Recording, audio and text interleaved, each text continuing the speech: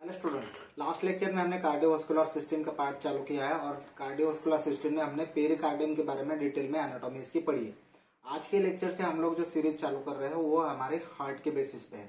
मतलब हार्ट का जो डिटेल एनाटॉमी होगा वो आज से हम लोग समझेंगे। पहले आज के लेक्चर, ये जो हार्ट के लेक्चर होंगे थोड़ा डिवाइडेडली होंगे, क्योंकि हार्ट एक ऐसा स्ट्रक्चर है हमारे बॉडी में कि पूरे बॉडी में हमारा ब्लड सर्कुलेशन का जो काम है वो हमारे हार्ट से होता है। इसीलिए ये इम्पोर्टेंट होता है कि हम लोगों को इसकी एनाटॉमी अगर हम लोग डिटेल में समझ पाए तो बहुत कुछ एनाटॉमी का पार्ट हम लोग कार्डियोवास्कुलर सिस्टम का कवर कर लिए, ऐसा हम लोग समझ सकते हैं। तो इसीलिए हार्ट का जो बेसिक एनाटॉमी है वो हमने मतलब हमारे स्कूल टाइम से हम लोग पढ़ते आ रहे कि हार्ट में 4 चेम्बर होते हैं, ठीक है। लंग से फिर ब्लड हार्ट में आएगा, वो प्यूरिफाई होके आता है, फिर हमारे बॉडी में जाता है। ये जो सारा बेसिक कंसेप्ट है हमने ऑलरेडी पढ़ चुके हैं, लेकिन as a medical student, as a doctor हम लोगों को इसकी डिटेल में एनाटॉमी पता होनी चाहिए। इसीलिए हार्ट को थोड़ा सा डिवाइडेड पार्ट में हम लोग पढ़ेंगे ताकि इसकी एनाटॉमी पूरी क्लियर हो जाए, ठीक है। तो बेसिकली हम लोगों को पहले हम लोग एक्सटर्नल फीचर्स के बारे में देखेंगे। पहले इंट्रोडक्शनरी पार्ट देखेंगे कि हार्ट एक्चुअली में क्या है। उसके बाद में उसके जो हम एक्सटर्नल फीचर्स देखेंगे उसमें हम लोगों को उसके सल्काई देखने हैं, मतलब ग्रूव्स देखने हैं। उसके बाद में सरफेसेस, बॉर्डर, ये जो पार्ट है ये हमारे एक्सटर्नल पार्ट में आएगा या फिर एक्सटर्नल फीचर्स में आएगा। इंटीरियर में हम लोग इसके पार्ट्स पढ़ेंगे, जैसे कि हमारे एट्रियम है, वेंट्रिकल्स है। उसके बाद में जो हमारे सल्कस होते हैं जो कि हमारे इंटरनली भी प्रेजेंट है, तो उसके बारे में डिटेल में पढ़ेंगे। कौन सी वेसल्स यहाँ से निकलती है, कौन सी वेसल्स हमारे हार्ट में ब्लड सप्लाई करती है, उसके बारे में पूरा डिटेल में यहाँ पर हम लोग पढ़ने वाले। तो आज का लेक्चर जो होने वाला है वो है हमारे हार्ट के जस्ट इंट्रोडक्शन और उसके सल्काई पे या फिर सल्कस पे, जिसको कि हम लोग ग्रूव्स भी कहते हैं, ठीक है। तो ये आज के लेक्चर में सिर्फ इतना ही कवर करेंगे। सरफेसेस और बॉर्डर हम लोग अगले लेक्चर में देखने वाले हैं। उसके बाद में फिर हम लोग इंटरनल स्ट्रक्चर चालू करेंगे, जिसमें हम लोग पूरा डिटेल में इसका इंटरनल फीचर्स देखेंगे, ठीक है। तो आज के लेक्चर में हम लोग चालू करते हैं कि जो हमारा हार्ट है वो एग्जैक्टली क्या है। हम लोगों को ये तो पता है कि जो हमारा हार्ट है हमारे पूरे बॉडी में ब्लड सर्कुलेशन का काम कर रहा है। मतलब हमारे बॉडी से जितना भी ब्लड हमारा राइट हार्ट में आता है वो फिर हमारे लंग्स में जाएगा, लंग्स से फिर प्यूरिफाई होकर हमारे लेफ्ट हार्ट में आएगा, लेफ्ट हार्ट से फिर लेफ्ट वेंट्रिकल से हमारे पूरे बॉडी में एक प्यूरिफाइड फॉर्म में ये हमारे बॉडी में ब्लड पहुंचाता है, ठीक है। तो इसीलिए हार्ट एक एक्चुअली क्या है, it is an pumping organ, ठीक है, पंपिंग ऑर्गन है। और उसके ऊपर हमने देखा कि एक कवरिंग होता है जिसको हम लोग पेरिकार्डियम कहते हैं। अब पेरिकार्डियम में अगर कोई डिफिकल्टी आती है या फिर कोई पैथोलॉजी यहाँ पर होती है तो उसका इफेक्ट जो है हमारे हार्ट के ऊपर भी आता है, ठीक है। तो इसीलिए इसके जो डिसीजेस होते हैं वो पेरिकार्डियम के रिलेटेड कुछ होंगे और कुछ एक्चुअली में हार्ट के डिपेंड में होंगे, या फिर हार्ट के अंदर कुछ डिफेक्ट होगा तभी जाके कुछ पैथोलॉजी हम लोगों को दिखेगी या फिर कुछ डिसीज हम लोगों को पता चलेगा। इसीलिए हार्ट का जो स्ट्रक्चर है थोड़ा कॉम्प्लिकेटेड है समझने में, लेकिन इसको जितना आसान हो सके हम लोग आसान करके सीखेंगे ताकि ये आपको कंसेप्ट जो है लाइफ टाइम याद रह सके। ऐसा नहीं कि हम लोगों को ये सिर्फ एग्जाम के लिए पढ़ना है। एज अ डॉक्टर हम लोगों को हार्ट का पूरा डिटेल एनाटॉमी पता होना चाहिए, इसीलिए हम लोग हार्ट को थोड़ा सा डिटेल में जाकर पढ़ेंगे। अगर हम लोग हार्ट देखेंगे, हार्ट एक कोनिकल हॉलो ऑर्गन है जिसमें कि 4 चेम्बर होते हैं और 4 चेम्बर में हमारा ब्लड फील्ड होता है। उसमें कुछ प्यूरिफाइड पार्ट होता है, कुछ इम्प्यूरिफाइड पार्ट होता है, ठीक है। हम लोगों को ये पता है कि राइट साइड में हमारा इम्प्यूरिफाई या फिर इम्प्योर ब्लड आता है, फिर हमारे लंग्स में जाता है, उसके बाद में प्यूरिफाई होकर लेफ्ट हार्ट में आके पूरे बॉडी में फैलता है, ठीक है। तो ये जो हार्ट है, हार्ट एक्चुअली में क्या है, heart it is a conical hollow muscular organ, ठीक है। कैसा, ये कोनिकल शेप में होता है, ठीक है। इसका अगर आप शेप देखोगे थोड़ा सा कोन शेप होता है, बराबर, ठीक है। इसका ये जो शेप है ये एक्चुअली में थोड़ा ऐसा कोनिकल शेप होता है, बराबर। तो इसीलिए यहाँ पर क्या कहा है, it is a conical hollow muscular organ, मतलब ये पूरी कैविटी है, हॉलो ऑर्गन है, बराबर। और ये कैसे, किससे बना है, ये पूरे मसल से बना है, इसीलिए इसको मस्कुलर ऑर्गन है, ठीक है। और उसके बाद में इसका सिचुएशन कहाँ पे, मतलब ये एक्चुअली में कहाँ सिचुएटेड होता है, it is situated in the middle mediastinum, जहाँ पे हमारा पेरिकार्डियम हमने पढ़ा, ठीक है। पेरिकार्डियम में कहा होता है हमारे मिडल मेडियास्टिनम में, और इसके पेरीफेरी में पेरिकार्डियम है, तो इसका मतलब है कि मिडल मेडियास्टिनम में हमारा पेरिकार्डियम के साथ साथ हार्ट भी प्रेजेंट होता है, ठीक है। और it encloses with in pericardium. अब पेरिकार्डियम की कवरिंग हमने पहले लेक्चर में पढ़ी है, डिटेल में उसका एनाटॉमी हमने समझ लिया है। तो पेरिकार्डियम के अंदर क्या होगा, हमारा हार्ट प्रेजेंट होगा, ठीक है। It pumps blood to the various part of the body to meet their nutritive supplements या फिर रिक्वायरमेंट्स। जो भी हमारे बॉडी में टिश्यूज प्रेजेंट है उसको ऑक्सीजन की रिक्वायरमेंट है, उसके न्यूट्रिएंट्स की रिक्वायरमेंट है। तो जो भी न्यूट्रिएंट्स हम लोग प्रोवाइड करेंगे थ्रू द ब्लड, और ये ब्लड कहाँ से जा रहा है, हमारे हार्ट से पंप होके जा रहा है, इसीलिए इसको क्या कहा है, it is a pumping organ. ये क्या कर रहा है, it pumps the blood to various part of the body. पूरे बॉडी में वेरियस पार्ट मतलब जितने भी पार्ट हमारे बॉडी में प्रेजेंट है वहां पर ये ब्लड सप्लाई कर रहा है, और किसके लिए कर रहा है, to meet their nutritive requirement. जो भी न्यूट्रिशन का रिक्वायरमेंट है वो हमारे ब्लड से इसको प्रोवाइड करा जा रहा है, या फिर हमारे टिश्यू में जो भी रिक्वायरमेंट होती है हर न्यूट्रिएंट्स की, वो हमारे ब्लड से यहाँ पर सप्लाई हो रही है, बराबर।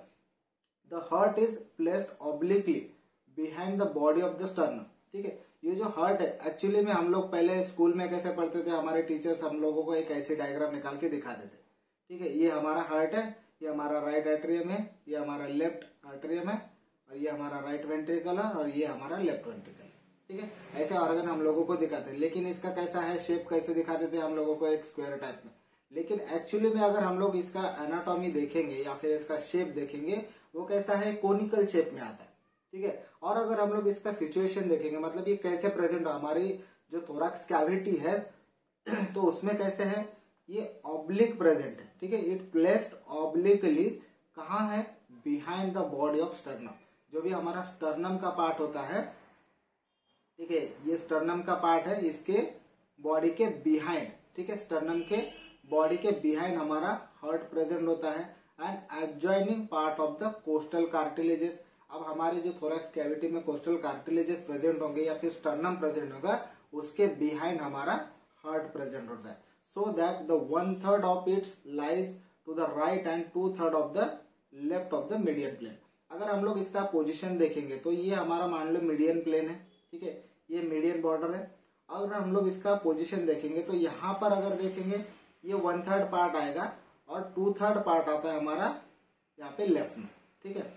2/3 पार्ट आता है हमारा लेफ्ट में। यहाँ पर कितना है, राइट में 1/3 पार्ट है, और हार्ट का 2/3 पार्ट कहाँ पे है, लेफ्ट ऑफ मीडियन प्लेन। जो भी मीडियन प्लेन है उसके लेफ्ट में 2/3 और यहाँ पर 1/3 पार्ट, ठीक है। यहाँ तक समझ में आया। अगर हम लोग देखेंगे इसका मेजरमेंट, जो हमारा हार्ट होता है वो अगर उसकी मेजरमेंट देखेंगे तो 12/9 सेंटीमीटर आता है, ठीक है। कितना, 12/9 सेंटीमीटर इसका डायमेंशन होता है।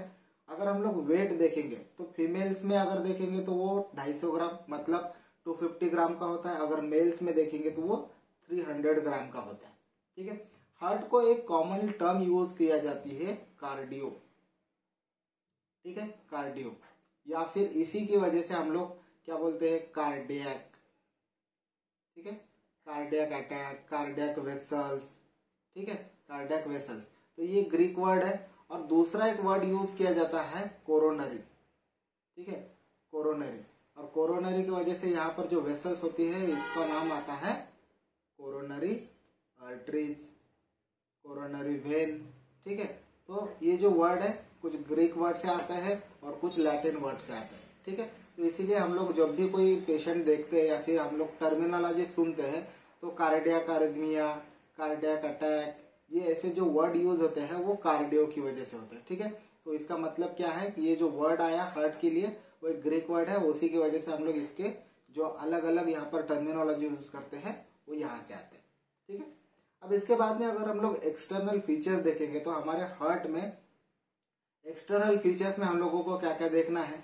अगर हम लोग एक्सटर्नली देखेंगे हार्ट को तो हम लोगों को क्या नजर आएगा कि इसके बॉर्डर्स दिखेंगे, इसके सरफेसेस दिखेंगे, इसके ऊपर जो ग्रूव्स प्रेजेंट होंगे या फिर सल्कस प्रेजेंट होंगे वो दिखने वाले हैं, ठीक है। हार्ट का जो बेस पार्ट होता है वो दिखेगा, एपेक्स पार्ट जो होता है वो दिखेगा। वो कैसे बनता है, उसके क्या क्या फीचर्स है, हम लोगों को एक्सटर्नल फीचर्स में पढ़ना होता है। और एक्सटर्नल फीचर्स के ऊपर भी कभी कभी क्वेश्चन आता है कि write down the external features of the heart, या फिर कभी कभी ऐसे भी पूछा जाएगा कि write down the surfaces of heart. तो इसमें हम लोगों को डिटेल में उसके सरफेसेस लिखने पड़ेंगे और उसको एक डायग्रामेटिकली प्रेजेंट करना पड़ेगा कि हाँ एक्चुअली में कौन सा सरफेस कहाँ पर आता है। अगर हम लोग यहाँ पर इसके बॉर्डर्स के बारे में देखेंगे तो बॉर्डर में हम लोगों को 4 बॉर्डर मिलेंगे। एक अपर बॉर्डर होती है, एक इंफीरियर बॉर्डर होती है, एक लेफ्ट और एक राइट बॉर्डर होती है। ठीक है, उसी तरह अगर हम लोग यहाँ पर सरफेसेस देखेंगे तो एक एंटीरियर सरफेस होता है जिसको कि हम लोग स्टर्नोकोस्टल भी कहते हैं, दूसरा होता है कि इंफीरियर, और तीसरा होता है हमारा लैटरल सरफेस। तो ये जो पूरे सरफेसेस होते हैं उसके बाद में कुछ सल्कस दिखते हैं हम लोगों को, कुछ ग्रूव्स दिखते हैं जो कि हमारे हमारे एट्रियम और वेंट्रिकल्स को डिवाइड करते हैं। ठीक है, ये हमारा राइट एट्रियम है, ये हमारा लेफ्ट एट्रियम, ठीक है, और ये हमारा राइट वेंट्रिकल है और ये हमारा लेफ्ट वेंट्रिकल है। अब इन दोनों को यहाँ पर डिवाइड करने वाले पार्ट क्या है, ये जो पार्ट होते हैं इसको हम लोग कहते हैं सल्कस। ठीक है, इसको हम लोग कहते हैं सल्कस या फिर ग्रू भी कह सकते हैं। तो ये जो ग्रू हमारे इंटरनली प्रेजेंट होते हैं उसका कुछ पार्ट्स हम लोगों को एक्सटर्नली सरफेसेस भी दिख जाता है, तो उसी को हम लोग यहाँ पर क्या कहेंगे, सल्कस और ग्रूज कहते हैं। तो उसको भी हम लोगों को डिटेल में पढ़ना पड़ेगा क्योंकि इसके कंसर्न में कुछ ना कुछ तो इसके ऑर्गन्स या फिर कुछ ना कुछ यहाँ पर वेसल्स प्रेजेंट होती है जिसके अगर डिसीजेस होते हैं तो हम लोगों को स्पेशली वही पार्ट का स्टडी करना पड़ेगा। तो इसलिए हम लोगों को वो पार्ट भी समझना जरूरी होता है। तो एक्सटर्नल फीचर्स की अगर हम लोग बात करते हैं तो human heart has a 4 chamber. ये हम लोगों को बेसिक पता है कि हमारे हार्ट में 4 चेंबर प्रेजेंट होते हैं। कौन से राइट एट्रियम है, लेफ्ट एट्रियम है, राइट वेंट्रिकल है और लेफ्ट वेंट्रिकल है। ठीक है, ये 4 चेंबर प्रेजेंट होते हैं। अगर हम लोग देखेंगे इसका अपेक्स कैसे होता है, apex directed downward, forward and to the left. अगर हम लोग यहाँ पर डायग्राम में देखेंगे, जो डायग्राम है यहाँ पर हम लोगों को अपेक्स दिखेगा, तो ये कौन सा है, हमारा अपेक्स है। ठीक है, ये कैसे है, ये थोड़ा डाउनवर्ड डायरेक्टेड है। ठीक है, उसके बाद में ये हमारा फॉरवर्ड दिखेगा। ठीक है, और कहां पर है, ये टुवर्ड्स द लेफ्ट, ये लेफ्ट की तरफ प्रेजेंट है, इसीलिए इसका डायरेक्शन कैसे दिया है, डाउनवर्ड है, फॉरवर्ड है और टू द लेफ्ट। ठीक है, अगर हम लोग बेस देखेंगे, एक्चुअली में जो सरफेसेस देखने वाले, सरफेसेस में पोस्टीरियर सरफेस जो होता है उसी को हम लोग बेस कहते हैं। तो इसीलिए यहाँ पर बेस और पोस्टीरियर सरफेस का है। जब भी हम लोग पोस्टीरियर सरफेस की बात करते हैं तो हम लोगों को कंसीडर यही करना है कि जो हार्ट का बेस है वही हमारा पोस्टीरियर सरफेस होता है। इसीलिए कभी कभी किसी किताबों में आपको पोस्टीरियर सरफेस ये नॉमेनक्लेचर नहीं मिलेगा, उसको डायरेक्टली हम लोग बेस कहते हैं। तो इसीलिए हम लोग एपेक्स और बेस ऐसा ही कहेंगे, लेकिन एपेक्स का मतलब ऐसा नहीं कि ये किसी सरफेस से रिलेटेड होगा, लेकिन बेस एक्चुअली में हमारा पोस्टीरियर सरफेस होता है। इसीलिए पोस्टीरियर सरफेस की जगह पे बहुत बार हम लोगों को बेस ये वर्ड देखने को मिलेगा। अगर एग्जाम में आपको पूछा जाए कि write down the posterior surface of the heart, तो हम लोगों को क्या लिखना है, उसका एक्चुअली में बेस लिखना है। ठीक है, ये ध्यान में रखना। इसीलिए द बेस और अ posterior surface which is directed backward. ठीक है, अगर हम लोग इसका डायरेक्शन देखेंगे वो बैकवर्ड डायरेक्टेड होता है। अगर हम लोग सरफेसेस देखेंगे इसके, तो सरफेसेस में कौन से पहला है हमारा एंटीरियर सरफेस, जो हम लोगों को एक्सटर्नली ये सरफेस दिख रहा है, ये हमारा एंटीरियर सरफेस है। और इसको हम लोग क्या कहते हैं, दूसरा स्टर्नोकोस्टल, क्योंकि अगर हम लोग इसका थोरैक्स का पार्ट देखेंगे तो वो स्टर्नम और कोस्टल कार्टिलेजेस के पीछे है, बिहाइंड है। इसका मतलब है हमारे एंटीरियर सरफेस के आगे क्या आएगा, स्टर्नोकोस्टल, या फिर स्टर्नम आएगा और उसका कोस्टल कार्टिलेजेस का पार्ट आएगा, इसीलिए इसको स्टर्नोकोस्टल सरफेस भी हम लोग कहते हैं। दूसरा सरफेस होता है हमारा इंफीरियर, जो कि हमारे डायफ्राम की तरफ होता है। ठीक है, जो कि हमारे डायफ्राम की तरफ होता है, इसीलिए इसको डायफ्रामेटिक सरफेस भी कहते हैं। ठीक है, इंफीरियर सरफेस को हम लोग डायफ्रामेटिक सरफेस भी कहते हैं, डायफ्रामेटिक सरफेस भी हम लोग कहते हैं। और तीसरा सरफेस होता है हमारा लैटरल सरफेस। ठीक है, तो ये 3 सरफेस हम लोगों को मेनली देखने हैं। उसके बाद में अगर हम लोग बॉर्डर्स देखेंगे, तो बॉर्डर्स की जब भी बात करते हैं तो बॉर्डर में क्या क्या है, the border are demarcated by upper border, ये जो हमारी पूरी होगी ये अपर बॉर्डर होगी, ये हमारी इंफीरियर बॉर्डर होगी ये। ठीक है, ये जो पार्ट होगा ये इंफीरियर बॉर्डर होगा। दूसरी बॉर्डर होती है राइट बॉर्डर। ठीक है, ये हमारी राइट बॉर्डर, और चौथी बॉर्डर होती है हमारी लेफ्ट बॉर्डर। ठीक है, तो ये जो पार्ट होता है ये पूरा हमारा 4 बॉर्डर से बना हुआ है। ठीक है, तो कौन सी है, एक हमारी अपर बॉर्डर हुई, दूसरी इंफीरियर बॉर्डर हुई, तीसरी राइट और चौथी लेफ्ट बॉर्डर। ये बॉर्डर और ये सरफेसेस हमारे एक्सटर्नल फीचर्स में हम लोगों को देखने हैं। ठीक है, उसके बाद में हम लोगों को अगर यहाँ पर सल्कस देखेंगे या फिर ग्रूव्स देखेंगे, वो कौन से प्रेजेंट होते हुए दिखते हैं। अगर हम लोग देखेंगे तो हमारा ये जो हमारा राइट एट्रियम है और ये हमारा लेफ्ट एट्रियम है। ठीक है, और ये जो है ये राइट वेंट्रिकल है और ये पार्ट है हमारा लेफ्ट वेंट्रिकल का पार्ट। अब ये चारों दो वेंट्रिकल और दो एट्रियम ये डिवाइड हो रहे हैं किसकी वजह से, यहाँ पर जो भी ग्रूव्स प्रेजेंट है। ठीक है, ये जो ग्रूव प्रेजेंट है इसकी वजह से ये चार पार्ट में डिवाइड हो रहे हैं। इसका मतलब क्या है, अगर हम लोग एक ऐसी डायग्राम सिंपल रखेंगे, ये राइट एट्रियम, ये लेफ्ट एट्रियम, लेफ्ट वेंट्रिकल और राइट वेंट्रिकल। ठीक है, तो ये दोनों के बीच में भी एक ग्रूव है, यहाँ पर भी एक ग्रूव है, सल्कस है, और इन दोनों को मतलब एट्रियम और वेंट्रिकल को डिवाइड करने वाला एक ग्रूव है। ठीक है, तो मेनली कितने ग्रूव होंगे, दो एट्रियम के बीच में, दो वेंट्रिकल के बीच में एक। ठीक है, और इन दोनों को डिवाइड करने वाला तीसरा एक ग्रूव। ठीक है, तो इन दोनों को क्या कहेंगे, जो हमारे दोनों एट्रियम को डिवाइड कर रहा है वो होता है हमारा इंटर एट्रियल ग्रूव। ठीक है, क्योंकि ये दोनों एट्रियम के बीच में प्रेजेंट है। जो वेंट्रिकल के बीच में है उसको क्या कहेंगे, इंटर वेंट्रिकुलर ग्रूव। ठीक है, और जो तीसरा प्रेजेंट होता है जो कि हमारे एट्रियम से वेंट्रिकल को डिवाइड कर रहा है उसको क्या कहेंगे हम लोग, एट्रियो वेंट्रिकुलर ग्रूव। ठीक है, एट्रियो वेंट्रिकुलर ग्रूव, और इसी को हम लोग कोरोनरी सल्कस भी कहते हैं। ठीक है, उसको हम लोग क्या कहते हैं, कोरोनरी सल्कस। तो ये तीन मेनली ग्रूव हम लोगों को देखने मिलेंगे, तो एक एक करके पढ़ लेते हैं इसका इंपॉर्टेंस क्या है। अगर हम लोग पहला देखेंगे एट्रियो वेंट्रिकुलर ग्रूव, और जिसको हम लोग कोरोनरी सल्कस भी कहते हैं। अब इसको कोरोनरी सल्कस कहने का ये मतलब क्या है, अगर हम लोग यहाँ पर डायग्राम में देखेंगे तो ये हमारा राइट एट्रियम है और ये हमारा लेफ्ट एट्रियम है। ठीक है, अगर हम लोग दोनों एट्रियम को देखेंगे तो इन दोनों को वेंट्रिकल से डिवाइड करने वाला कौन सा है, हमारा एट्रियो वेंट्रिकुलर, या फिर इसको हम लोग कोरोनरी सल्कस कहें।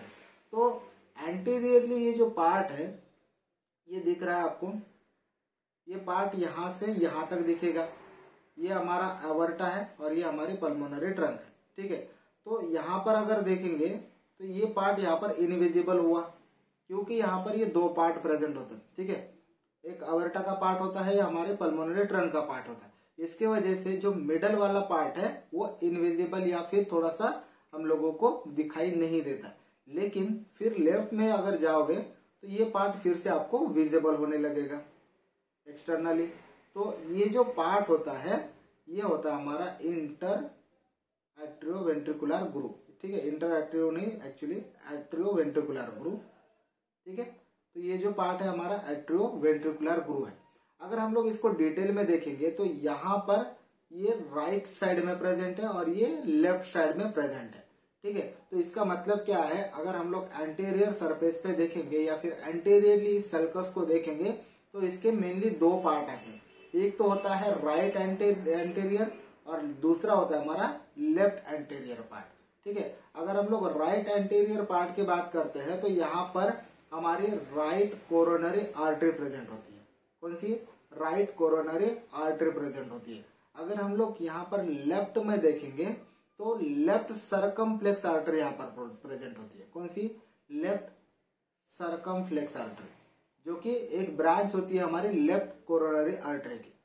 ठीक है, लेफ्ट कोरोनरी आर्टरी की, और ये काम क्या कर रहा है, ये हमारे दोनों एट्रियम को वेंट्रिकल से डिवाइड कर रहा है। ठीक है, तो इसका एक्सटर्नल पार्ट ये हुआ। इसका पोस्टीरियर पार्ट भी होता है। जब हम लोग इसका बेस पढ़ेंगे तो बेस में हम लोगों को इसका पोस्टीरियर पार्ट भी दिखेगा। तो पोस्टीरियर पार्ट अगर हम लोग देखेंगे तो वो पूरा क्लियरली हम लोगों को नजर आता है। एंटीरियरली ना नजर आने का काम यहाँ पर रीजन क्या है, क्योंकि यहाँ पर हमारा एवर्टा और पल्मोनरी ट्रंक प्रेजेंट होता है। ठीक है, तो ये हुआ हमारा एट्रियो वेंट्रिकुलर ग्रूव या फिर एट्रियो वेंट्रिकुलर सल्कस या फिर कोरोनरी सल्कस जिसको हम लोग कहते हैं। ठीक है, दूसरा होता है हमारा inter atrial groove. Inter atrial groove अगर हम लोग देखेंगे तो जनरली यहाँ पर ये हमारा राइट एट्रियम है और ये हमारा लेफ्ट एट्रियम है, बराबर। तो एंटीरियरली ये जो इंटर एट्रियल ग्रूव है ये विजिबल नहीं होगा, क्योंकि यहाँ पर ये दोनों पार्ट प्रेजेंट है जो कि हमारे एवर्टा और पल्मोनरी ट्रंक से बना है। तो इसीलिए एंटीरियरली इसका पार्ट हम लोगों को विजिबल नहीं होता है। लेकिन अगर हम लोग इसका पोस्टीरियर पार्ट देखेंगे तो पोस्टीरियरली थोड़ा सा फेंट टाइप में यहाँ पर हम लोगों को पोस्टीरियर सरफेस में मतलब बेस पे हम लोगों को इसका पार्ट दिखेगा। ठीक है, तो एंटीरियरली इसका ज्यादा पार्ट विजिबल नहीं होता है। तीसरा ग्रूव होता है हमारा the anterior interventricular groove. Anterior interventricular groove मतलब क्या है? ये ग्रूव है जो कि हमारे दोनों वेंट्रिकल्स को डिवाइड कर रहा है और इसके दो पार्ट होते हैं, एक होता है एंटीरियर पार्ट, दूसरा होता है पोस्टीरियर पार्ट। ठीक है, अगर हम लोग एंटीरियर पार्ट देखेंगे, ये जो पार्ट है ये हमारा anterior part of interventricular groove है, या फिर इसको हम लोग एंटीरियर इंटरवेंट्रिकुलर सल्कस कहते हैं। ठीक है, तो ये जो पार्ट है ये क्या कर रहा है? ये हमारे राइट वेंट्रिकल को लेफ्ट वेंट्रिकल से डिवाइड कर रहा है। ठीक है, अब इसके बाद में दूसरा क्या कर रहा है? यहाँ पर अगर ये नीचे जाओगे, ठीक है, तो ये एपेक्स को यहाँ पर टच करेगा। ठीक है, तो इसीलिए जो एपेक्स का पार्ट है, जो हमारी इंफीरियर बॉर्डर है, ठीक है, ये जो हमारी इंफीरियर बॉर्डर है और एपेक्स का जो पार्ट है, इन दोनों को भी डिवाइड करने वाला या फिर इन दोनों को ज्वाइन करने वाला जो पार्ट होता है वो हमारा एंटीरियर इंटरवेंट्रिकुलर सल्कस से बनता है। ठीक है, तो यहाँ पर एंटीरियर इंटरवेंट्रिकुलर सल्कस क्या कर रहा है? एक तो राइट वेंट्रिकल और लेफ्ट वेंट्रिकल को डिवाइड कर रहा है। दूसरी चीज हम लोगों को यहाँ पर जो एपेक्स और इंफीरियर बॉर्डर की जो यहाँ पर लाइनिंग है, इसका भी एडजॉइनिंग करते हुए हम लोगों को दिखता है। ठीक है, तो ये जो पार्ट हुआ हमारा एंटीरियर इंटरवेंट्रिकुलर सल्कस का पार्ट होता है। और सेम उसी तरह हम लोगों को ये पोस्टीरियर इंटरवेंट्रिकुलर भी सल्कस दिखेगा, जो कि हमारे राइट वेंट्रिकल और लेफ्ट वेंट्रिकल को डिवाइड करेगा। तो ये पोस्टीरियर में भी हम लोगों को प्रेजेंट होता हुआ दिखता है। ठीक है, तो ये हुए हमारे सल्कस। ठीक है, तो तीन मेन सल्कस हमने देखे।